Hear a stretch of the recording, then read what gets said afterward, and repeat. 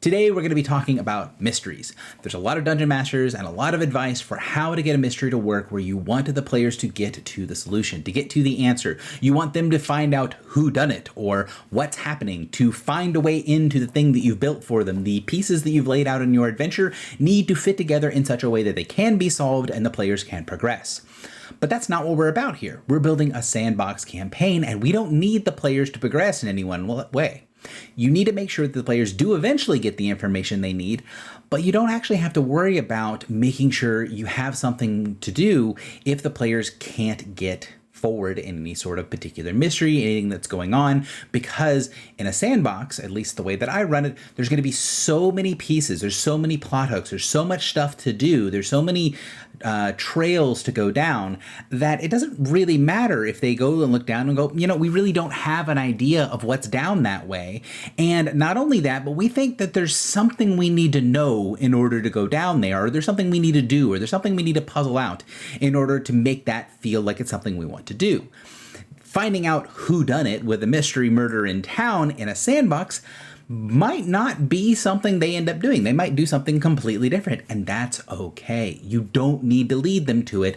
Your goal in a sandbox, or at least the way that I do things, is to set things up so the players have a plethora of options. And when we build these things, in order to make it mysterious, we create a level of disinformation, of lack of signal fidelity, right? You want to make it to where what's actually objectively occurring in some instances and how the players are perceiving it is a little different, right? So how they are explained when something is something that the players would understand might not be the same way as their characters perceive it, right? You might be able to say that there is this oblong tube, a ship that is too small to be a normal ship, and it is coming at you in incredible speeds, leaving this trail behind it like it's drawing on the sky in white ink. We might know that's a missile, but the player doesn't really need to have that. The PC is going to get it a little bit differently. And just by that token, you can also do things in the world where you can stage the information in such a way that when they get it, it's not going to be the perfect thing. Now, when I talk about objective and subjective things, there are certain things that as the DM, I'm going to give them objectively. If they ask, what is the day like? I can say it's 10 o'clock in the morning. It's a bright and sunny day. You don't really need to second guess that very often. I mean, unless there's a specific reason, you should. What I'm telling you is objectively what your character is perceiving. It's what's going on. However, if I am playing an NPC and I'm telling you what's going on, there's always a perspective. There's always a subject here that's going to be drawing things into it. And just having that piece, just focusing on the NPC, as we have in this series so far, can help you get something that is a mystery and make it seem interesting by using the lenses that you have access to in order to tell a story. So I'm going to use a pretty complex example today, and we're going to break this apart a little bit. We're going to talk about 3 different NPCs that are going to be giving their take on the same piece of information. Now, do the PCs need to have all 3 of these guys before they can go do something? Absolutely not.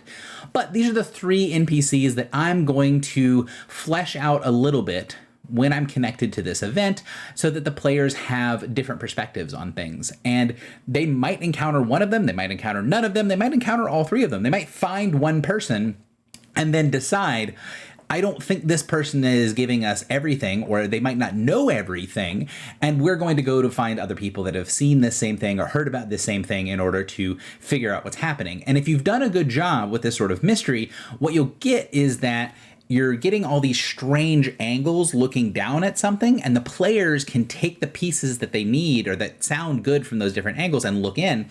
And what you'll find as a dungeon master is that sometimes the players will take the exact right thing, will triangulate it exactly where it needs to be, and they will know what's going on. And sometimes they're going to take different pieces of people's perspectives and come to a completely wrong conclusion. And that's fine. That's especially fine if they're then going to be able to go and investigate that conclusion and find out firsthand, oh, what we thought was going on is not what's going on. So let's get into our NPCs and let's see what we're going through here. So we're going to talk about who this person is that they're interacting with. What is the basic overall idea of this person? What is their character? What's the little tag that I have in my notes? what did this person see? Like, what are they actually reporting on? Now, see doesn't necessarily mean just with their eyeballs, but for the simple example, we're going to use that. Could be any of the senses, could be their story, whatever. And we're going to assume that these are all first-hand accounts. You can do this exact same process multiple times if you want to make multiple layers, but we're going to do simple, just one right now. So who are these people? What did they see?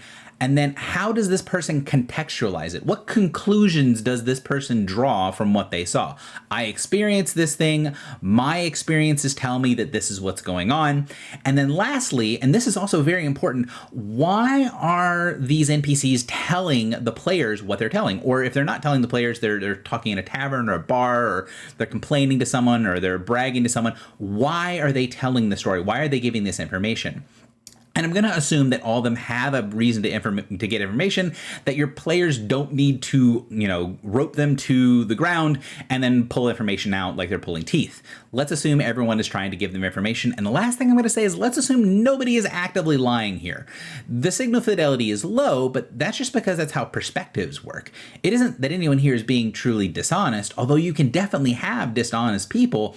I would say start off with the mystery of a bunch of people being honestly wrong, and you'll be able to see how much leeway there is with that before you get into anyone being actively deceptive at all. So our first person is an old fisherman. He's been out on the lake. What did he see? He saw a disturbance, and he saw all the fish swimming away from the lake and upstream. There was something on the lake. Fish were swimming away and going upstream.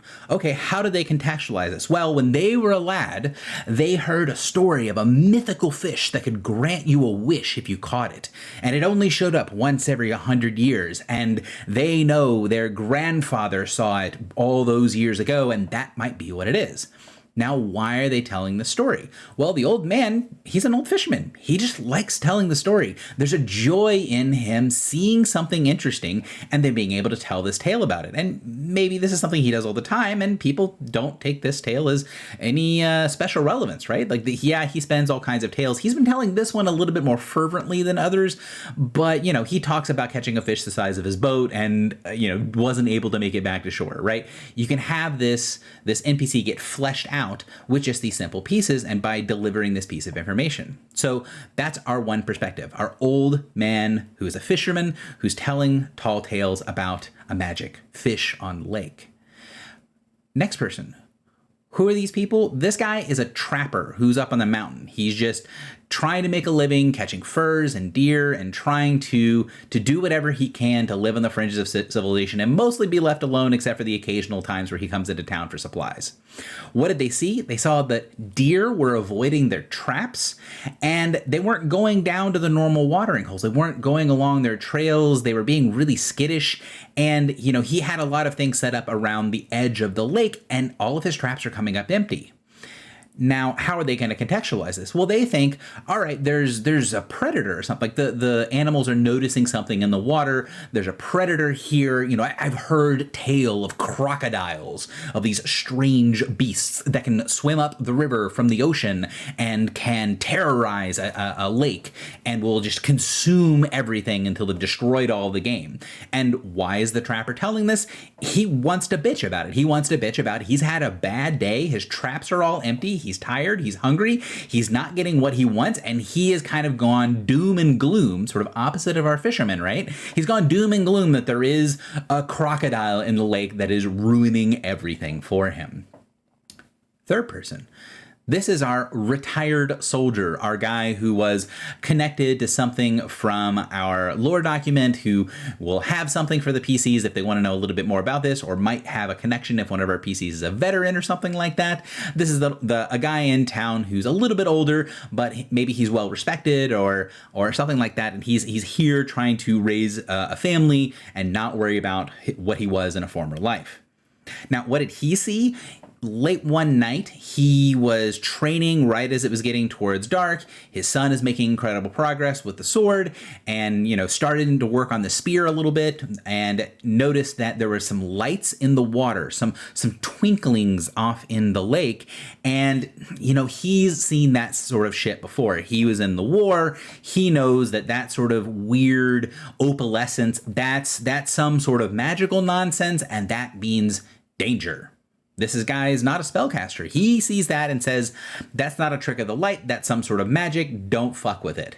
And why is he talking about this? Why is he telling everyone about this thing that he saw? Well, he wants to warn people. He wants to let people know, hey, there is some sort of magical effect. I don't know what's causing it. I don't know what the magical effect does, but I do know the magic that I saw when I was in the war was deadly and dangerous and going to cause problems. Now, we've built these NPCs up.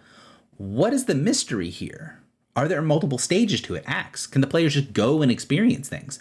Well, when we get down there, maybe we have some of these elements. Maybe even if they didn't talk to some of the NPCs, they might see them out when they're going to investigate. Or maybe they'll notice the things themselves, right? They don't talk to the tracker, but when they go to the lakeshore, they find all of these traps that are in places and along game trails and all this sort of stuff, but they're all here and empty. That's strange that there are all of these empty traps where there might be a successful game in the area normally, or they see the lights for themselves one evening that are out in the lake and that stuff when they're investigating. So the idea here is that you can have a mystery that is given to the players, and they don't necessarily need this sort of clues and act structure and developments and things like that from the get-go, because this is one little piece of a sandbox, right? This is one little quest hook that you can have for them. But yes, the hook is mysterious, but you don't have to work any further than just having people be people and contextualize it and come to conclusions. One of the things that gets missed out a lot on adventures is a lot of NPCs that are in published adventures, especially hardbook adventures, are pretty bad at this, where the NPCs will have all of this information, and then when you ask them what's going on, they'll go, yeah, we have this bullet point list of stuff that's going on, but we didn't actually, think about what's happening. There's a lot of instances where the passivity of the NPCs, of the people in the world, is so grinding to me because it makes them fall flat, right? The DM has to put that into the adventure if it's going to be there, and it's not necessarily obvious that needs to happen. And there is this idea that if, as the DM, if the players ask your NPC and they say, what do you think is going on? That either A, you're going to tell them, in which case bad, you're solving the problem for them, or B, you're not going to tell them, in which case they've got nothing and stare at you and they seem like morons. Or C, you do tell them, but the NPC is wrong or lying, in which case the players feel bad when they're like, hey, why did the random dude lie to us? We were nice to him. We put an extra, we bought him a beer for telling us the story. Why did he bullshit us and lead us down the wrong direction? So the way that I'm saying you can spin this, right? The way that you can set your players up for success in a world that will feel a little bit more real is letting them know, especially for the first several times, listen, I am telling you this as the NPC. This is his perspective or her perspective. It might be completely right. It might be completely wrong. They're not lying to you, but understand that what they believe to be true is probably some percentage of what is true.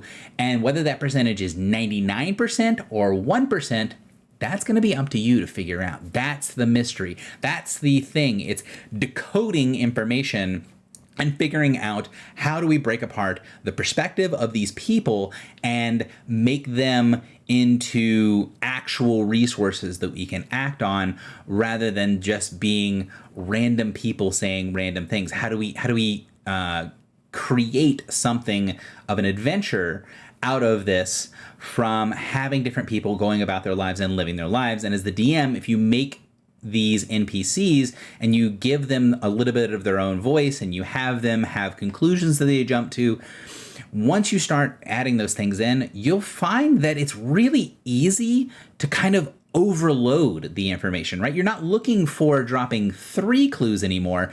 You've got 15 people, all with their different perspective.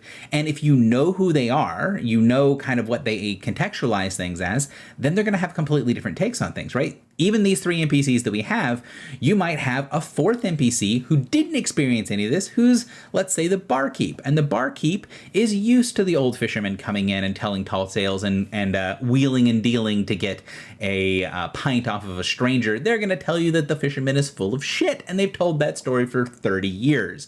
That same person is going to talk about the trapper, and then will say, yeah, well, okay, well, this person actually comes in and they pay all their dues, they give good furs, they are an honorable person, they're complaining and having a bad time. Maybe there's something there. They might buoy up the idea of this crocodile thing, right? Hey, it's a trapper, he knows his business. If it's some sort of scary animal, maybe he's right. And then the person might think of the soldier and say, hey, well, the soldier's done a good job. He's done his own thing. But, I've heard a couple of tales from people that have been into their spirits about some nasty things that they've seen, and they get triggered by events. They automatically go back to something that they're familiar with and that have frightened them or scared them or traumatized them in the past. And so you can't necessarily trust that wasn't a trick of the light, because, he's a soldier and that war was rough, and, that's just how it goes sometimes.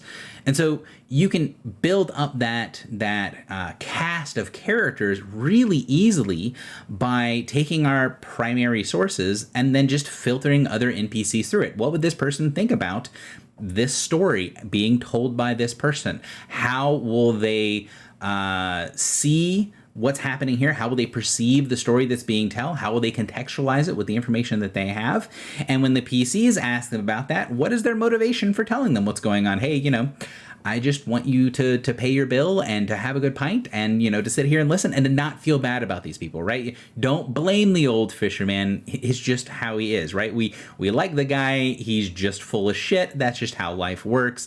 Don't blame the soldier for telling you that it's magic and getting your hopes up. He's had a rough life. Let him easy. And the trapper, he's a reliable sort. So maybe there is something there. That whole idea that you can filter everything through multiple characters and create a mystery that way, with no lies, no deceptions, no weird things that can be trumped or figured out by having a truth spell or something like that. That can make your mysteries in a sandbox feel really fulfilling. I hope this helps you guys out.